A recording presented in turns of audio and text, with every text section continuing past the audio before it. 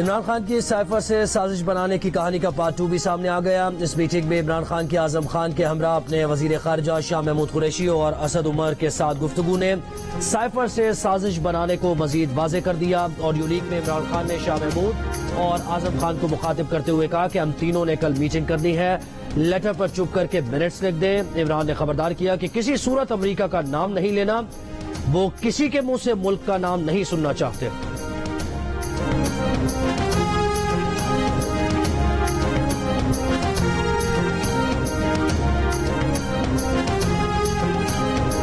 Justice قاضی فائز عیسیٰ کا chief justice of Pakistan کو خط، سپریم کورٹ کے ججز کی تقرری کا معاملہ اٹھاتے ہوئے کہا کہ ہر گزرتے دن کے ساتھ مقدمات کا پہاڑ کھڑا ہو رہا ہے۔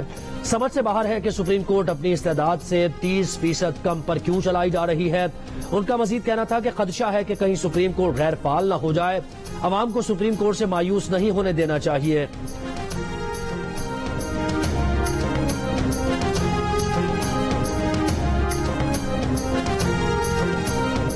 اور تحریک انصاف کے چیئرمین عمران خان کہتے ہیں کہ اس بار قوم کو کال دی تو واپسی نہیں ہوگی۔ ایڈورڈ کالج پشاور میں تقریب سے خطاب کے دوران عمران خان کا کہنا تھا کہ بڑے ڈاکو پیسہ چوری کر کے باہر لے گئے، ان کو NRO دے دیا گیا جو آنے والے دنوں میں تباہی کا راستہ ہے۔